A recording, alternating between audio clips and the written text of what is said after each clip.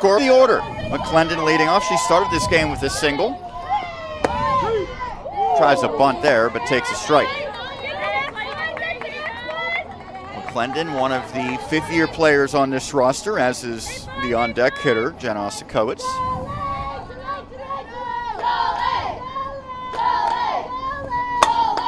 It's about as good of answers as I have ever gotten in my years doing that. She takes the first pitch strike. Sometimes, Jason, you get brief responses. It was quite the opposite from Jenna. Very detailed in every question that I asked. As that misses, count draws even at 1-1. Yeah, you could tell she thought about every question you asked. It just wasn't the first thing that popped in her head, and bang, that's what you got. And I don't want to spoil it. You're going to have to check it out on our website, westmorelandsports.com. But I asked her about superstitions, and to say that she has a bevy of them would be an understatement. She took that off-speed offering for a ball. It's now 2-1. It was like perfectly in line, too, yes, with how she does them. Gets her hair braided each game. Called strike. Count now 2-2. It's been a pretty good start for Harvey. She's worked out of some jeopardy, stranding 3 base runners so far.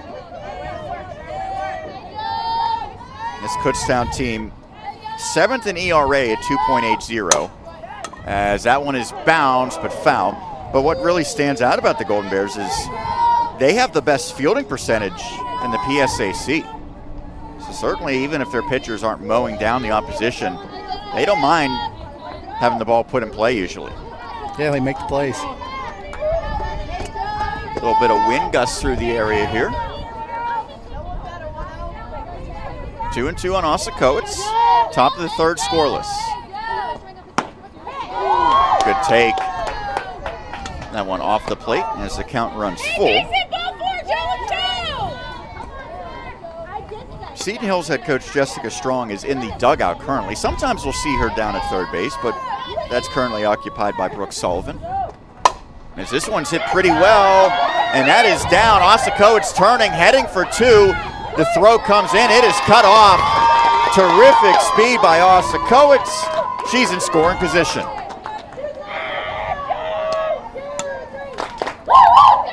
That's what you call beating the shift there, Sean. Center fielder was playing in left center field. Jenna hits a routine line drive to center field, but there was nobody there. And off the bat, I wasn't sure that that was going to be extra bases, but she ran so hard and has that great speed. And that sets the stage once again for Morgan Ryan, hit into a fielder's choice her first time up. Inside to Morgan.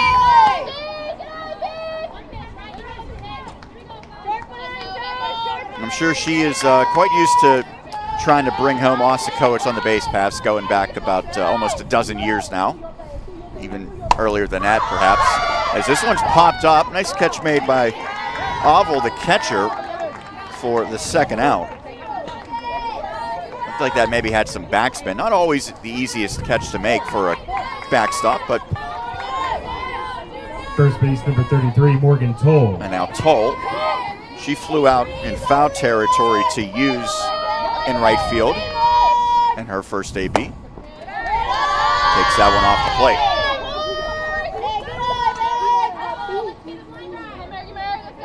Fukushima on deck if this inning continues.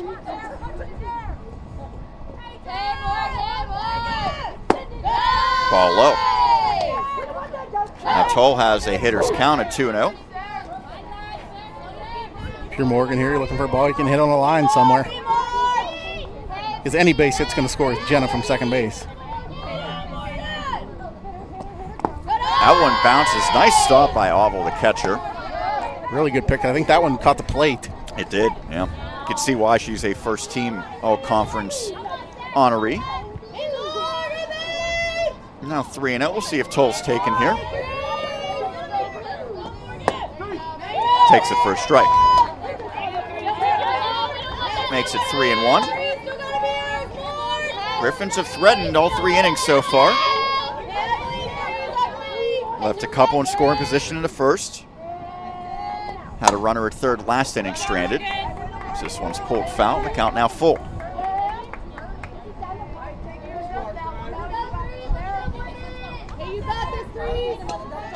First game of a 3-game set. So crucial to get that upper hand. I would suspect that Seton Hill will probably throw freshman Chloe Elliott tomorrow. As ball 4, good take by Toll, she's aboard. That's the second walk issued by Harvey.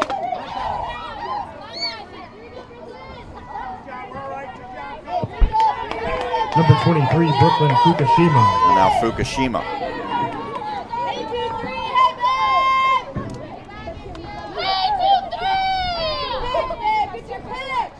Masakowicz at second, Toll at first.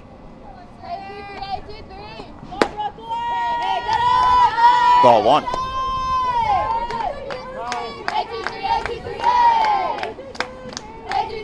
Fukushima grounded to third to end the top of the first as a conference in the circle between catcher and pitcher.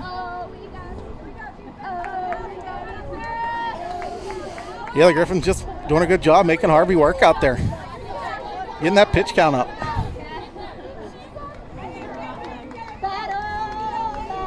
I mean, in a 3-game series, if you're down your best pitcher, it's a really good job by the Griffins making her work. Yeah, we mentioned Bridget Bailey. She's been the ace, but not sure if she's going to be available this series. That's well high. So the count now 2-0 to Fukushima. First-year player who has been quite a contributor. That one low, not particularly close, and some erratic deliveries here from Harvey. You see the catcher telling her, just calm down out there. We've done this a ton of times this year. Just relax, throw a strike. Yeah, Harvey a junior. She's certainly familiar with getting it done as this one's hit to right. Fairly deep, but Hughes makes the catch and retires the side. Griffins strand a couple once again. No runs in the frame despite one hit. As we head to the bottom of the third, it's 0-0 between the Griffs and Kutztown right here on WSN. No runs on one hit, there were no errors, and 2 runners left on base for Seton Hill in the top of the third.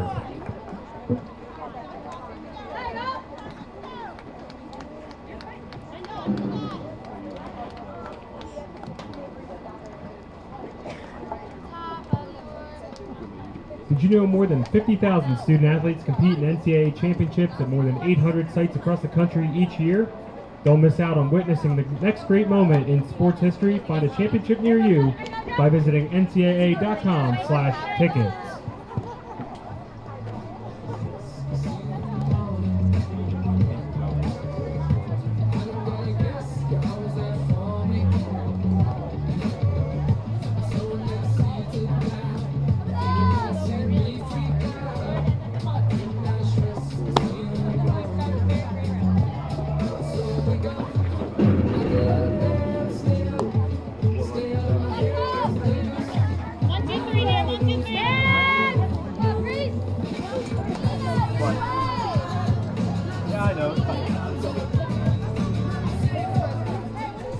For the Golden Bears in the Back third. to the top of the order Left for fielder, Kutztown number 1, as we move to the bottom of the Stockland. third. Scoreless here at the North Campus softball field at Kutztown.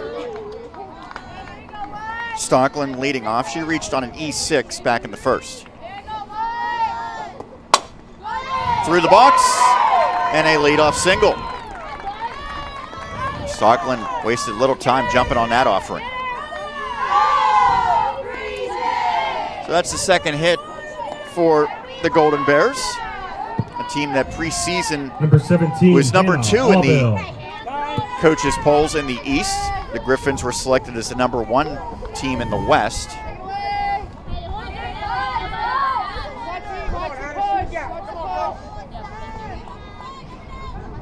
Ryan looking for the sign. Keep in mind Stockland with outstanding speed on the base pass.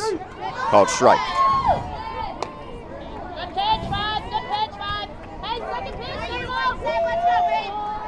Stockland with his 25 steals and 30 attempts. Tied for 5th in the PSAC in stolen bags, as no need for a steal here. This one deposited in the center, right past the glove of Ryan. Back-to-back singles, this time by Oval. Nothing's come easy for these pitchers so far today. And now Ostaszewski will come to the plate. It's a good job by both of the Kutztown hitters this inning, using the middle of the field. And that brings Brooke Sullivan out. Sullivan, the second-year assistant. She was a GA at Frostburg State for a couple years, the former George Mason player.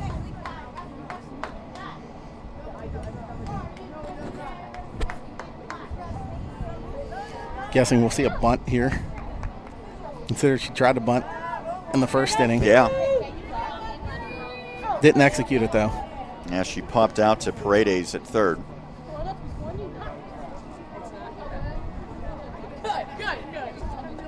Although it is, I think, an interesting decision, right? Because you look at a batter hitting .366 who also has some power. I'm saying she's probably one of the top RBI hitters Yeah, as well. I mean, she had like, sure. what, 40-some? Yeah, I don't know that they want to take the bat out of her hands. 41 RBIs. That's sixth best in the entire conference. Yeah. Now, keep in mind, Lepowski on deck has 50 RBIs, so certainly she can do the job as well.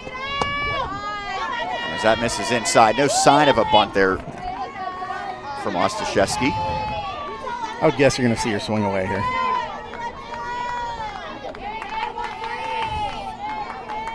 Ryan with a long look towards the dugout. Misses away.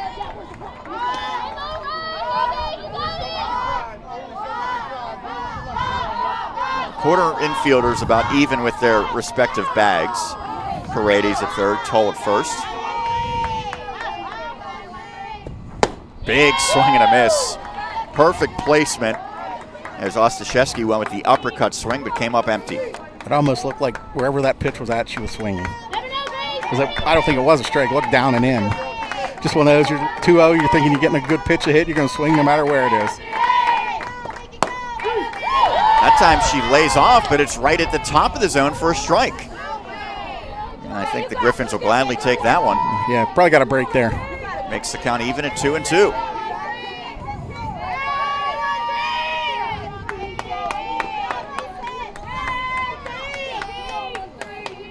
Big pitch here.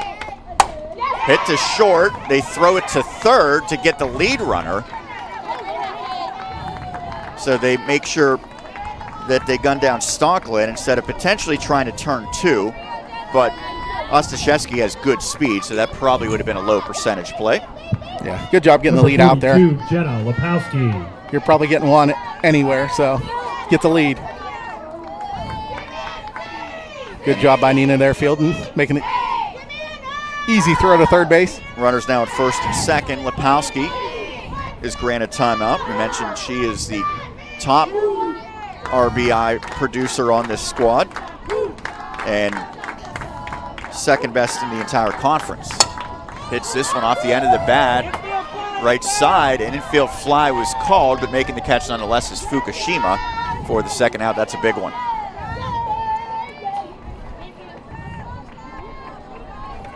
And now only Hughes stands in the way of Ryan stranding some more runners. Number 77, Brianna Hughes. Golden Bears left two on last inning. Left a runner in scoring position back in the first frame. Pretty strong wind gusts here. That one off the plate is confirmed by catcher Mackenzie Zhang with the home plate umpire.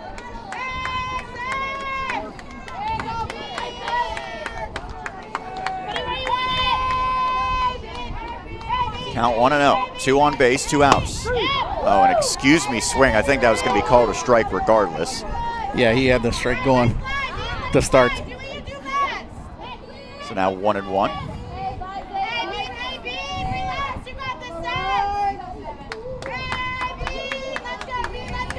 Hughes, a sophomore, first team conference performer as they flip to third and get the lead runner there and retire the side.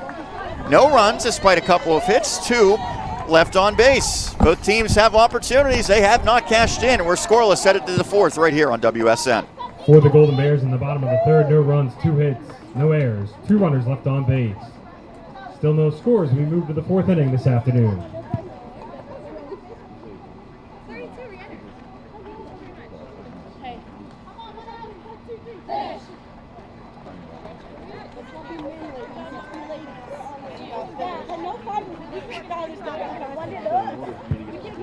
Fans, you can now access the official NCAA digital game program on your mobile device, tablet, or laptop free of charge.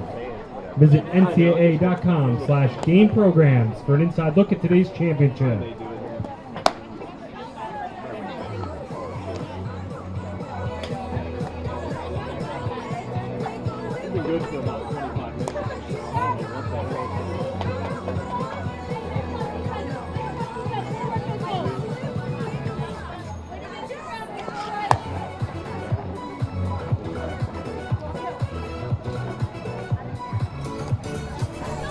Nothing through 3 innings. We head to the 4th, scoreless. Seton Hill and Kutztown. What a good matchup here in this Atlantic Super Regional Best of 3 series, the opening game.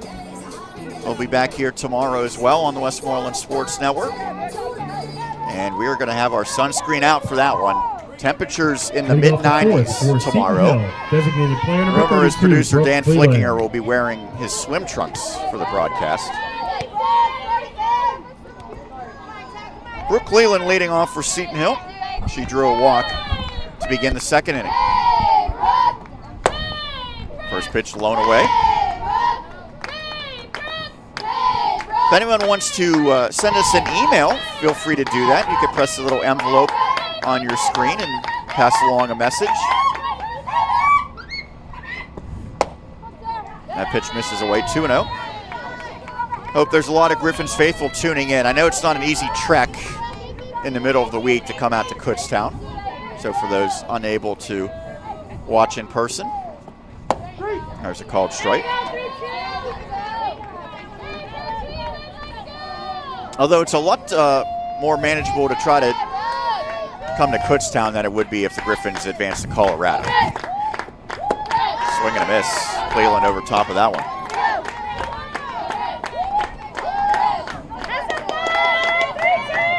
Count 2-2 to Cleveland. Just underway here in the 4th inning. High bouncer and foul. So this is, we mentioned, the Super Regional in the Atlantic. In the Central, number 1 Rogers State and number 2 Central Oklahoma are doing battle. In the East, it's Adelphi and Wilmington. In the Midwest, it is Southern Indiana and Grand Valley State playing. As that one smacked, absolutely blistered single by Cleveland to start the 4th. AUM and Valdosta State are competing in the South Super Regional. North Georgia and Lincoln Memorial are in the Southeast. In the South Central, it's UT Tyler and Texas A&M Kingsville. In the West, it is Cal State San Marcos and Cal State Dom Hills. I don't know what the Dom stands for. Jason, are you familiar with that at all? It's like Dominguez Hills, I think it is. Yeah. I'll take your word for it. So those are all the other Super Regionals taking place as the first pitch misses away to Paredes. Only reason I know that, I'm on the NCAA baseball poll, and I vote for the top 25, and I notice them in the West region every once in a while in baseball.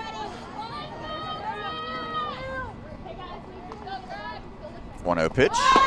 Bunt shown, but then pulled back. They throw to first. Cleveland with a bit of an awkward slide, but she is back in safely. Seton Hill has had the leadoff batter aboard 3 of the 4 innings so far. Usually that yields some runs, but none so far. Griffins hoping to change that. 2-0. Bunt pulled back as the pitch misses low. It's now 3-0. I would think 3-0 you probably don't look to bunt. You'd put the take sign on here for sure. Paredes grounded out to first. Guessing one of those signs on the wristbands take.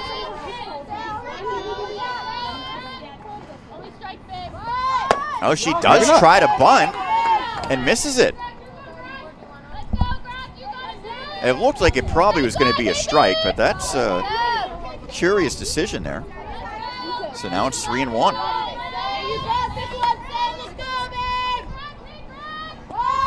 Ball 4.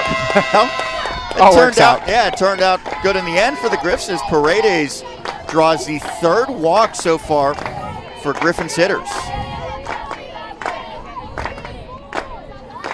So now Cleveland at second, Paredes at first. Nina Grandy steps in. I would certainly think that they're looking to bunt both of those runners over here. Yeah, you're going to see the same thing right here for sure. Nina's got to be good bunting strikes. She does. Nearly hits her. Throw to first. Just in the nick of time. Nice job by the catcher, Oval, who's made some nice plays. But doing her job is Grandy. She moves both runners up, and now the number 9 hitter, Mackenzie Zhang, with a golden opportunity.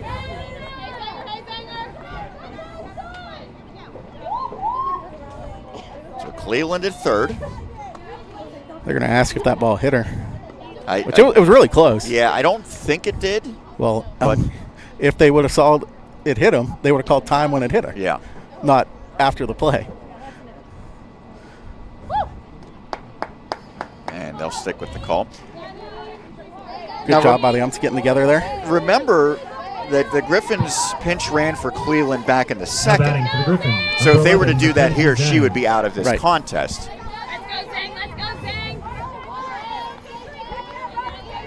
That being said, that could become a factor potentially if it's a fly ball to the outfield. First pitch misses low.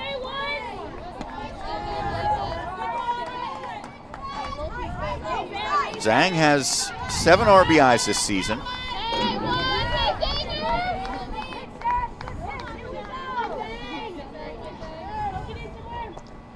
Hits this one sharply but foul. Katie Sabane, first-year assistant, able to elude that one in the first base coach's box. Zhang, as a freshman a year ago, almost exclusively was in the field, rarely batted, but she has taken on a bigger role at the plate this season and comes through. That scores 1 in Cleveland, making the turn as Paredes. She will score standing up, and the number 9 hitter delivers. Seton Hill up 2-0. And you could see the expression on Cleveland as she came around, how big of a sequence that was. Mackenzie Zhang staying hot in the postseason. 5 RBIs now Cleveland in the NCAA tournament. had her arms up as Zhang goes opposite way. There you see Cleveland as she comes home. A little bit of a celebration, as I think we're going to get a pinch runner for Zhang, it appears. Shaylee Galvis will take over for her. So a 2-run single. Finally, the Griffins, after threatening the first 3 innings, are able to break through in the 4th. First base for Seton Hill, number 12, Shaylee Galvis. The batter. And now the Griffins need to get greedy, because they're back to the top of the order with McClendon, Osakowicz to follow.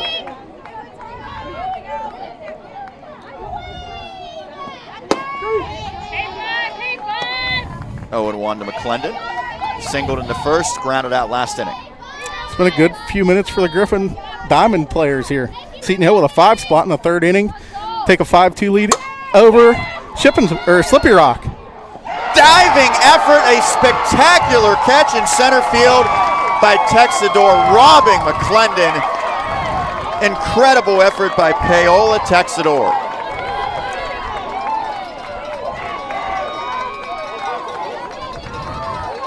Still a long way to go, but that could be a game-saving play. Oh, yeah, that's probably at least a double and a RBI, maybe a triple if she doesn't come down with that. Wow. Yeah, if she misses that catch after laying out, ball's going to get past her. McClendon has great speed. As a strike to Osakowicz. I'm thinking it's 3-0 and McClendon's probably at third if that catch is not made by Texador. Instead, couple of outs now. Griffins still have Galvis, the pinch runner, at first, and Osakowicz with an 0-1 count. Takes that well high.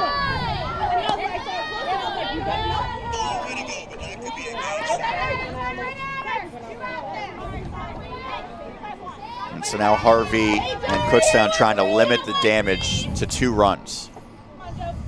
1-1 pitch. Down the pipe for a strike. 1-2 to Osakowicz, who's 2 of 2.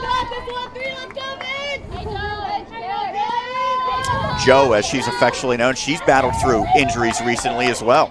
1-2 pitch. Fouls it off.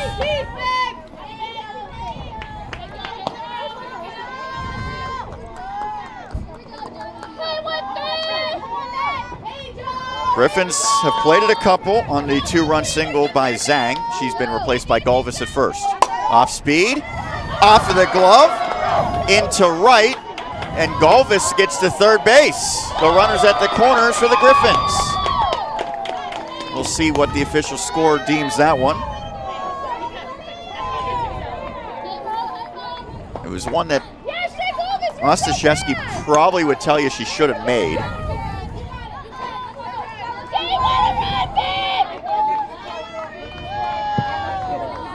Number 55, Certainly not an Morgan easy Ryan. play by any means. And now Morgan Ryan comes to the plate. It is rolled an E4. First pitch strike to Morgan. So the speedy Osakowicz at first. Galvis now at third.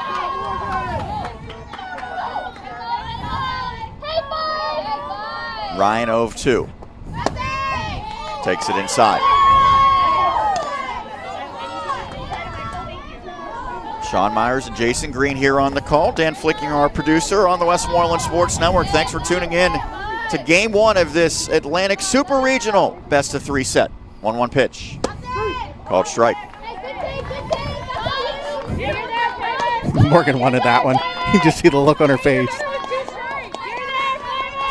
Yeah, you would think Morgan Ryan knows the strike zone today as well as anyone, pitching for the Griffs on the other side. 1-2.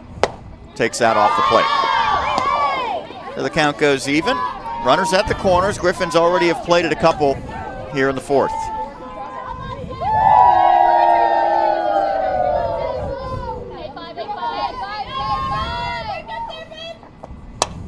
Ripped foul. Oh, a 2-run cushion is nice when you have Ryan pitching, but Seton Hill gets another one. That really could be almost a stranglehold. 3 or 4 is even better, Sean.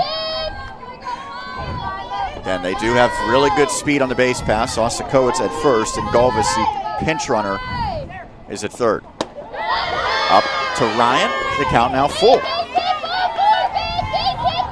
Another Morgan. Toll is on deck.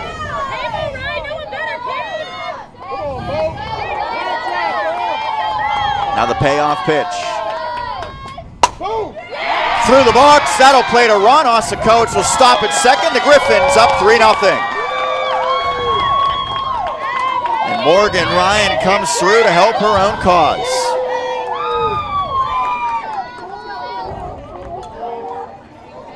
I think when she came to this Griffins team, Jason, that was an underrated aspect. Her ability to swing the bat, as that will induce a pitching change.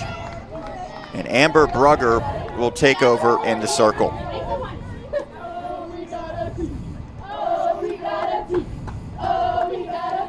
So Harvey goes 3 2/3 innings, and now Brugger with a 11-3 mark, 291 ERA. She's worked 86 2/3 innings, 32 walks to go with 44 strikeouts. Not a great walk to strikeout ratio, but she inherits a couple of runners and will face Morgan Toll. And we mentioned Kutztown. If indeed they are without the services of Bridget Bailey, and certainly you figure if she was able, she would have started this one. It's really going to test the depth of this team in a best-of-3 series.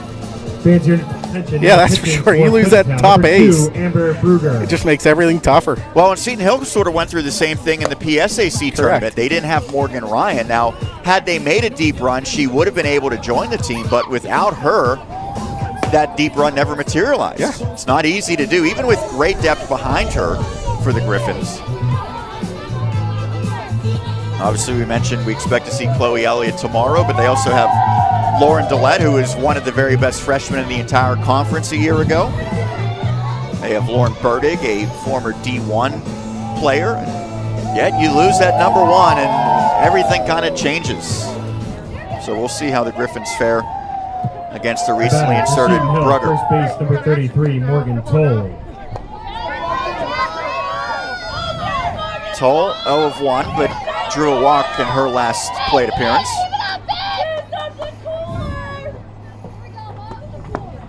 First pitch misses low to her. Osakowicz on the base pass. She's the type of player that can torment a defense.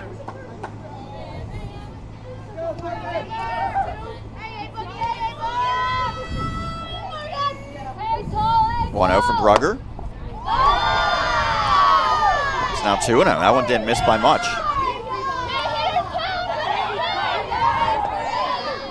So hitters count for Toll. Getting good patience from the Griffins here. Making her work. Seeing everything. That misses away. Some of these are pretty close, and the Griffins have had a keen eye controlling the zone, as you would say.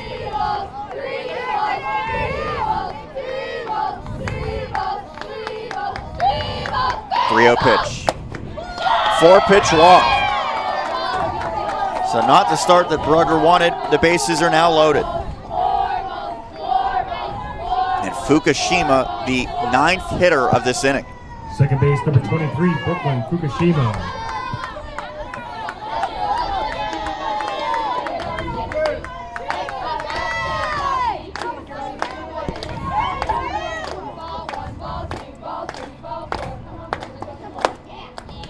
First pitch ball. So 5 straight out of the zone for Brugger.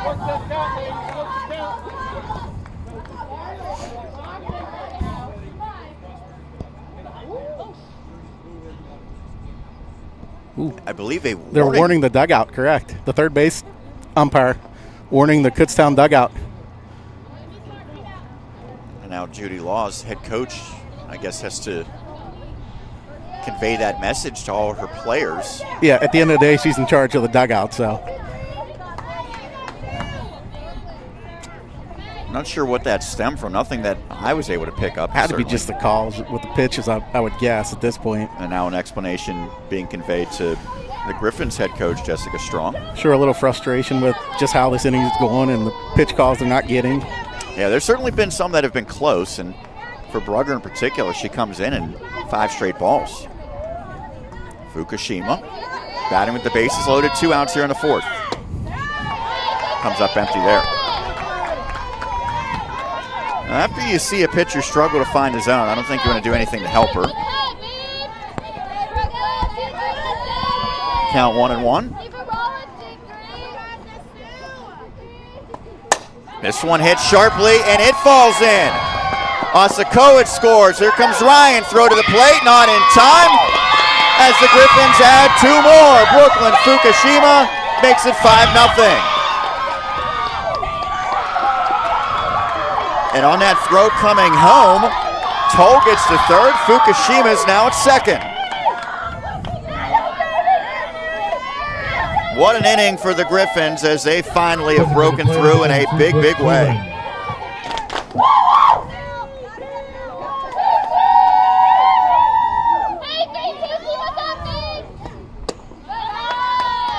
And Cleveland, who started this inning, takes a ball. We kind of talked about this last week, Sean, at the Atlantic Regional, just waiting for that dam to break for the Griffins, and it happened in that last inning against Claflin where they put up a 7 spot. Kind of doing that same thing again today, and here it is in the 4th inning. Cleveland opened this inning with a single.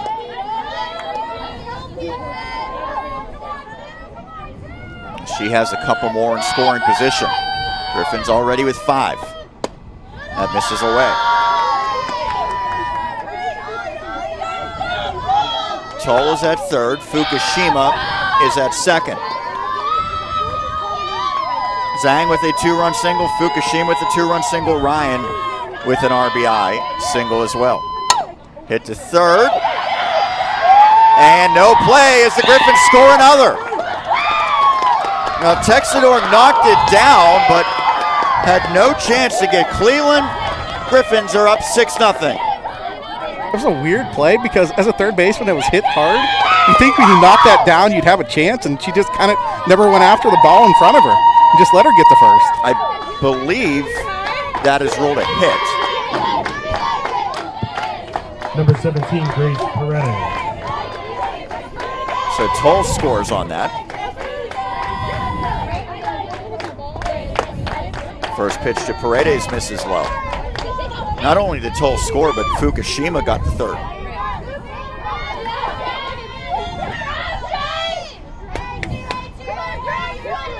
So 1-0 to Grace Paredes, who drew a walk earlier this frame. Takes that low. What an inning for Seton Hill. 6 runs across.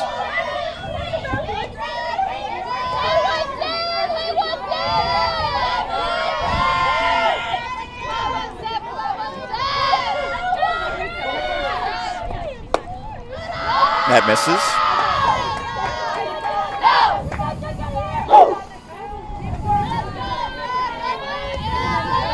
The Griffins really don't care ultimately, but Jason, a lot of these runs I believe are going to be unearned. Remember, Osakowitz reached on an E4. As this one will get down to center, it scores another. And so Grace Paredes continues to hit parade.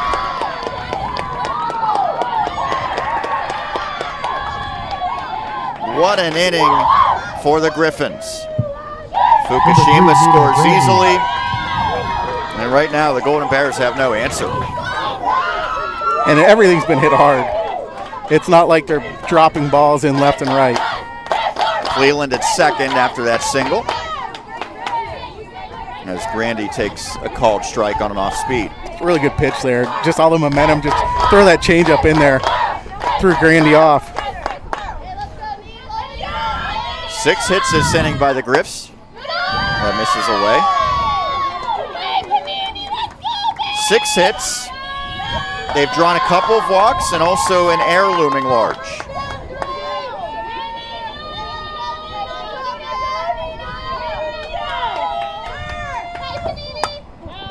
That's fouled out of play.